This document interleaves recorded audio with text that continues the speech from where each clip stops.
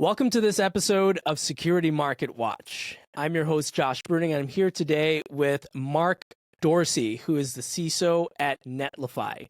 And Mark, we had a chance to catch up and chat a little bit before the show, and you describe yourself or describe what you do in terms of helping startups mature, right? To go from various levels of maturity all the way to what you would call, what we might call full maturity, whatever that means. At TrustMap, we deal with maturity assessments and maturity models, and, there are philosophies around that. Are you ever truly mature? So I'd really like to dig into that, pick your brain. And you're in the startup space. I'm in the startup space. There are lots of people listening to this show, and they're in the startup space. We have CEOs of varying degrees of maturity.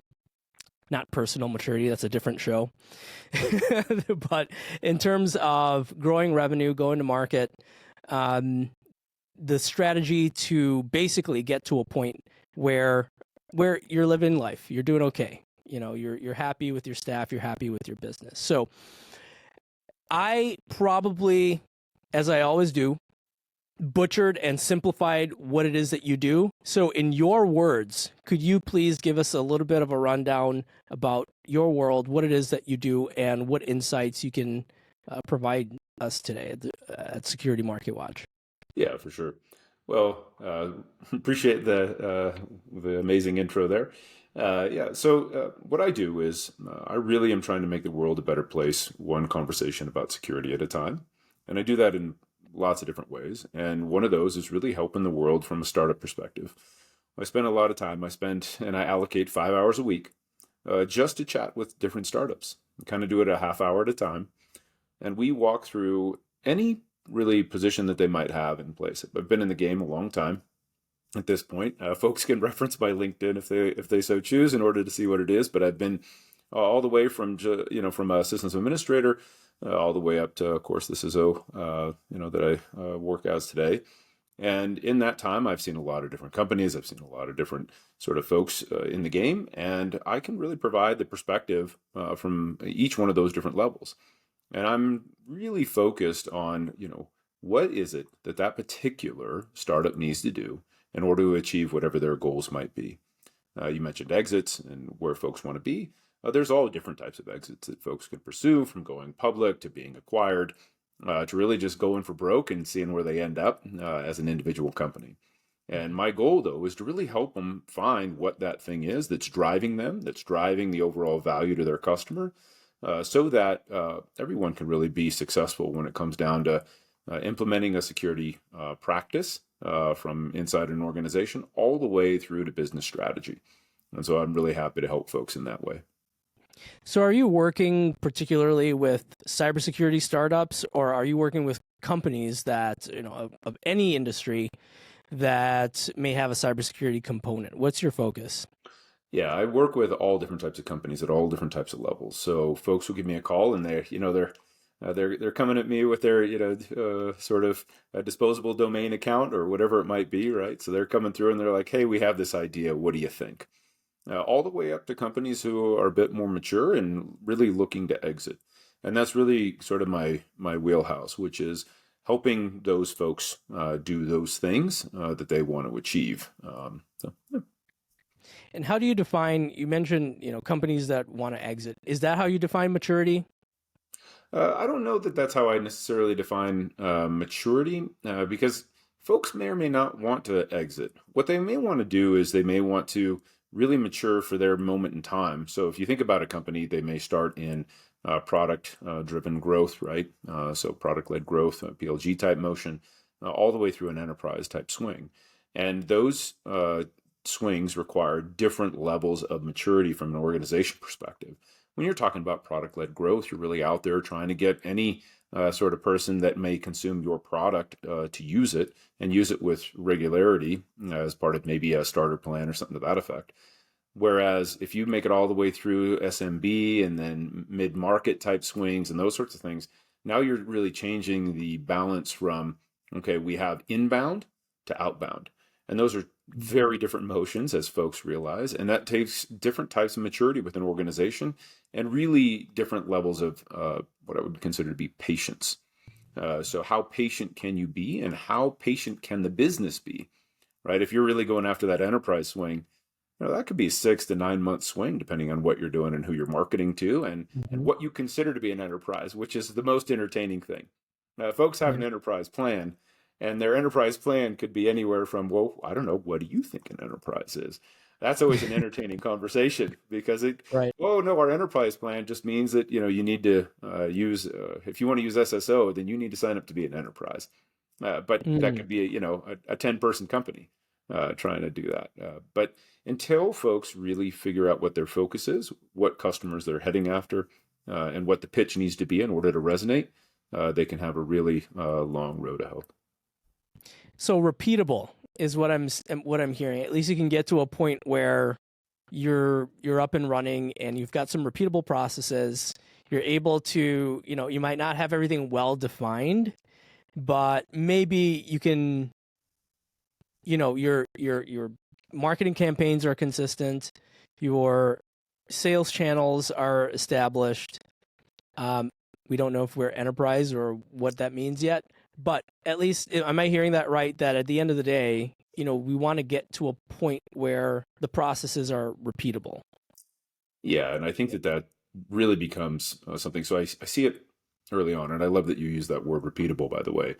I see that startups all the time come through, and they really haven't thought out, into the future. And so when I'm speaking with VCs and those sorts of things, there were, folks who want to, the venture capitalists of the world, those folks who want to invest, they really want to understand where you are in your overall process. And you may not really know, but that's why they're looking for the overall maturity of the team that's involved. A few years ago, we saw a ton of speculation in the security space. Now, not so much. They really want to understand what the pedigree of the overall team is and whether or not it's going to be repeatable. Now, there's plenty of statistics you can look out there about overall repeatability and those sorts of things. And most of the time, what you'll find is that folks have caught maybe the proverbial lightning in a bottle. So they're able to take something and go with it. Other founders are really good at it. They find a repeatable strategy. You can feel it right away when you discuss it with it. And it really starts with that first pitch deck. What I work with folks on is really that overall repeatable strategy. And what I want to hear from folks is, I really want to hear, tell me what you're going to tell me. Tell me. Tell me what you told me. There's no need to Mhm. go through a long story or build out or something to that effect, and you're going to surprise me with some new novel concept. We've probably already thought about it in some way or some other, location in life, and so I don't need a huge buildup. What I need to understand is this is the team, this is the type of investment that you're looking for, and this is what your product is. Then go through what your product is and how the world used to be before your product and how the world will be when your Mhm. product reaches full maturity. And then show me the phases along the way that you intend to get after. And then at the end, tell me again what you just told me. And so Sure. that way it's like, and we're looking for this amount of money. In that way, it's very clear, a very precise type of phrasing. And what you'll find is that those founders who have done this before really have that nailed down because they understand that the audience needs to be quick and needs to be able to take not necessarily a quick decision, but they need to be educated at speed because they have a lot of things going on in their life. And so I Mhm. really encourage folks, if you can't pitch in about 2 minutes, then your pitch deck is probably meandering. Really need to be concise, get that message down so that it's repeatable. And then you can sort of massage that message over time as you work with different folks, the different types of customers you might have, so that one day when you hire that salesperson, that first person who's going to go out and sell, you've already got a repeatable mechanism in place. So love that word, Mhm. repeatability.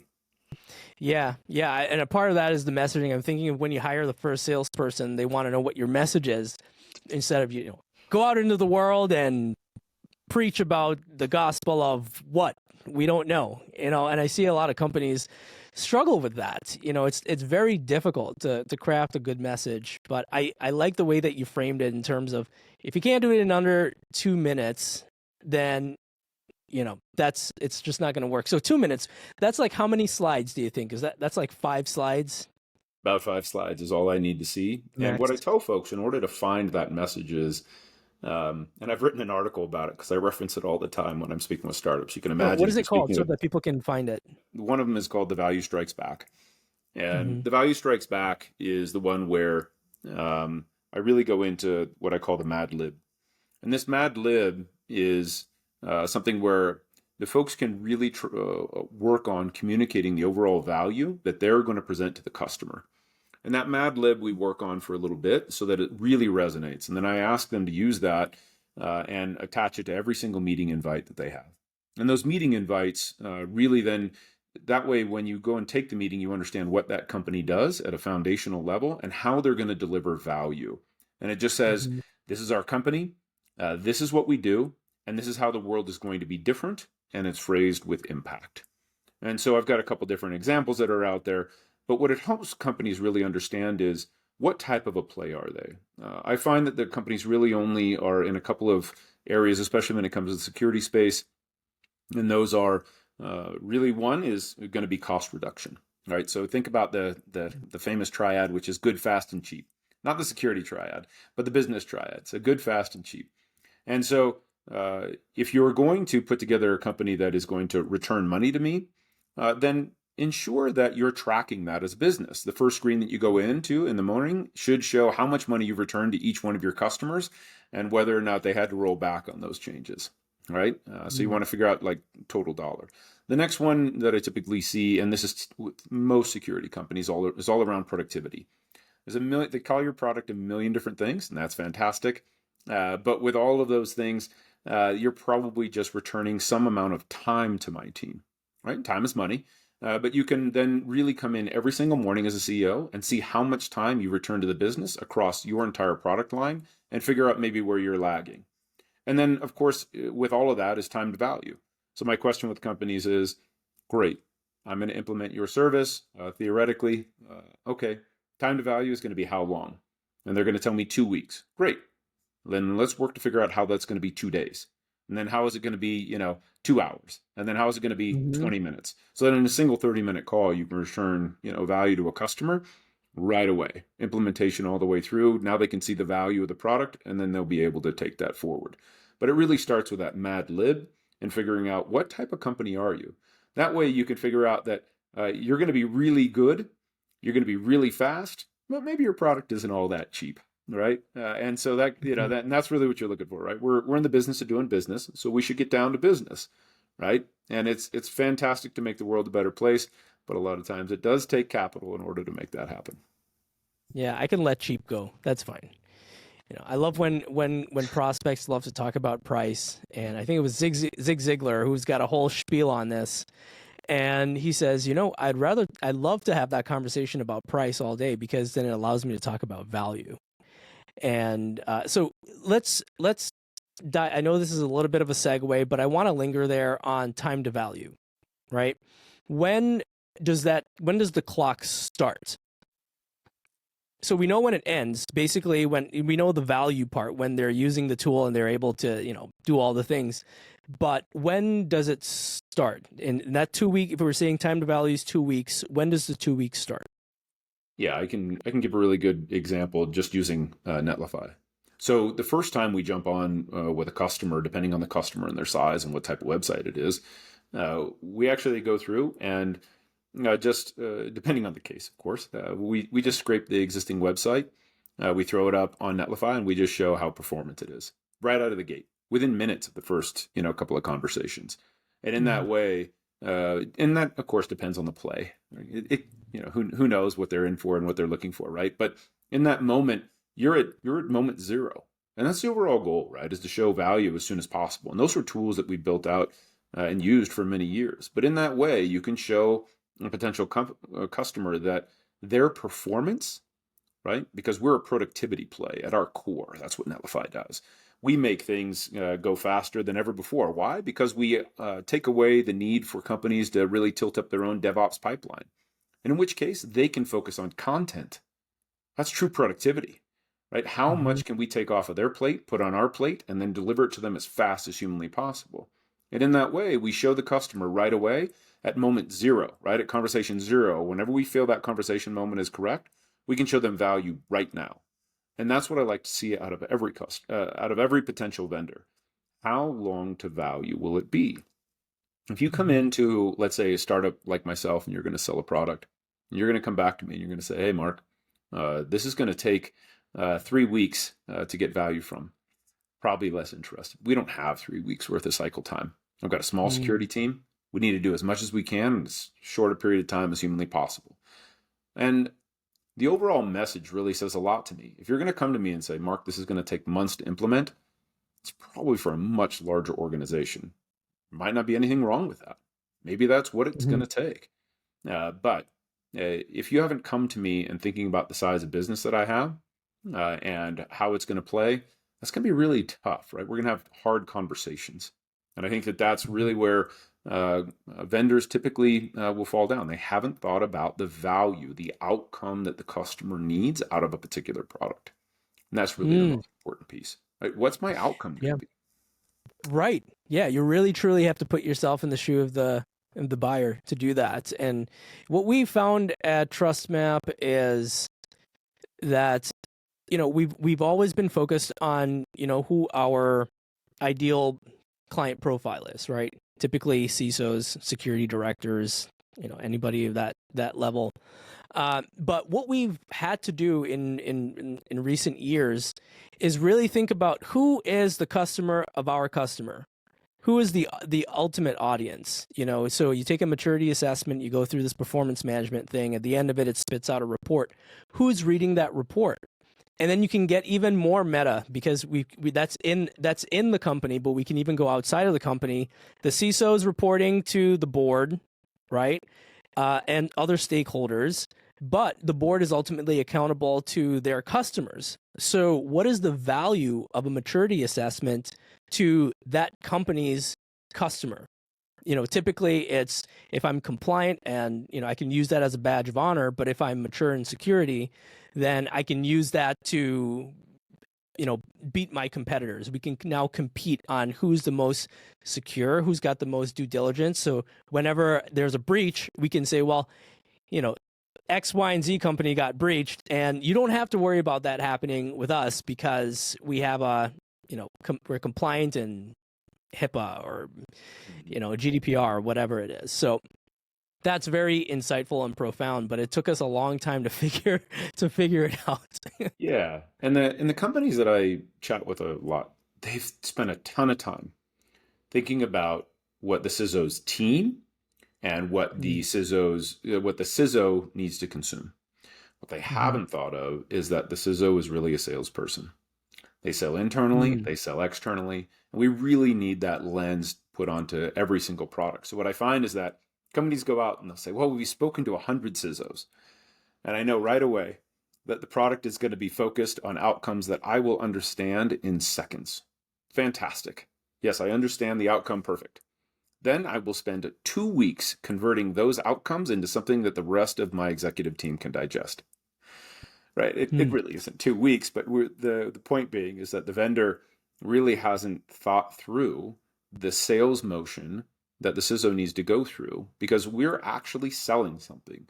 We're selling to engineering managers that we need to make particular changes within the environment, and we're going to need them to spend a week's worth of engineering time to fix it.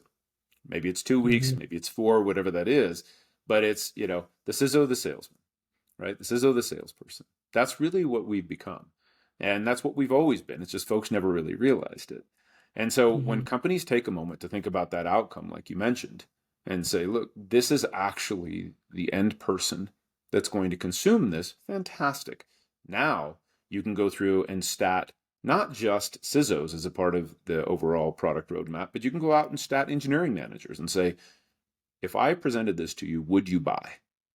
And then you can chat with the CISO and say, who bought? Who bought this report? Why or why not? What could we do, customer, so that you're able to sell internally? And that's really the most important piece, right? When it comes down to a product. Great. Thank you for telling me that I have 1 million vulnerabilities. Fantastic. How will I sell that internally? And that's really where I need to Mhm. be, because a lot of tools will tell me I've got vulnerabilities. Perfect. What you haven't told me is how I'm going to be able to sell those things internally. All right, we've got only a few minutes left, and I want to wrap up with this sort of case study, right? So let's pretend that we're in college and we've got a case study. There's a real world problem. They always say real world problem, but this actually is a real world problem. Real world problem. Um, what would you say to a company, a founder? Let's say the company's got three people. You have the CEO, founder, who has an excellent backstory. There is a founder market fit. You have a COO and a chief revenue officer, right? Very small staff. And you've got a really good product. I mean, this thing just blows everything in the category out of the water. But we're going from virtually zero sales into a round of investment round. So, I mean, you could even say pre-seed investment round, right? What if you were working with that kind of customer or that sort of company? What are the top, let's say, three things that they should do to go from having virtually zero sales, having a great product, having the beginning of a team, to pre-seed funding? Yeah. So I see this a lot. And typically what's missing is a focused message. So the product itself, I have a phrase which I like, is that the product succeeds despite our better efforts. And I really mean that. And that happens in companies all the time. And you especially see that in product-led growth companies, where the product continues to succeed despite our better efforts couldn't be more valid. And really what I like to see is that folks have a really focused message, and that message is able to be quickly tailored to the appropriate audience at that moment in time. That way we can bring in the logos, regardless of what level within companies we're speaking with. If you're talking about an inbound, then we want to ensure that our product is really quick to use. You want to ensure that UI is rockstar, API, whatever it might be, is really user friendly, and you've got plenty of documentation in order to bring on those, quote unquote logos. And they can all be SMBs, they could be individual developers, whatever that might be.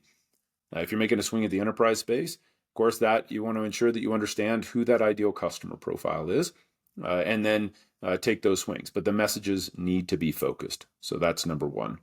Number two, you want to ensure that you understand the value that you are returning to your customer so that you can monitor your progress against that value. And it really does come down to that good, fast, or cheap, right? And so that way you're able to quickly measure what the value is that you're returning to your customer. And what I tell all the CEOs that I speak with is that if you could come in and see just a single dashboard every single morning to understand how your company is performing in the eyes of your customer, what would that be and what would that look like? So really, you're going from this having focus to understanding the value, that a measurable value that you're returning to your customer, right? So that's number two. And then number three, you really want to ensure that the overall team understands that value proposition and message. So regardless of your team size, ensure that you're aligned internally. And the very first thing I do when I go to speak to any company is I just ask them to articulate to me what it is they do as a business. And I'll do that to each one of the members. And I love to do it when I've already spoken with the CEO and now they have their CRO on the phone. And then I just ask the CRO, so tell me, what do y'all do as a business? And that really helps the CEO. And I've told the CEO ahead of time, I'm going to ask this question. And now we're going to find out whether or not your message, your dream, your vision is resonating across your entire company.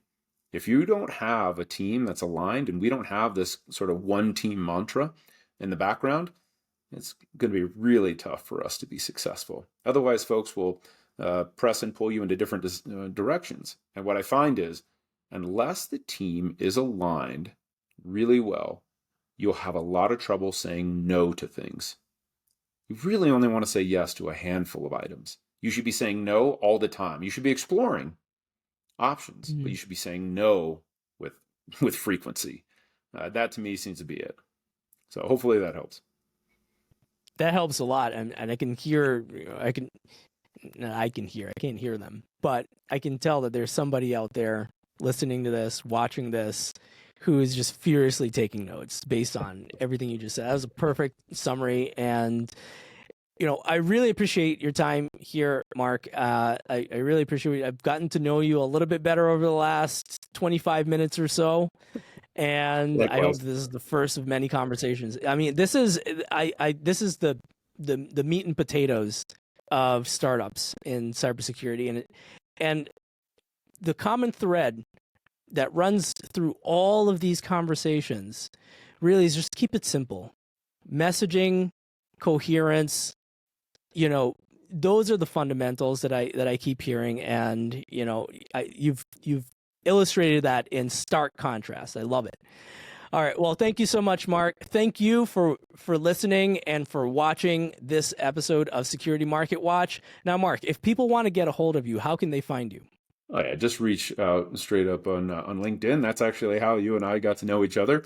Now you can just look for Mark Dorsi, Yeah. Dorsi, on LinkedIn, and I'll be happy to connect. I searched best CISO ever. No, your name popped up. Yeah.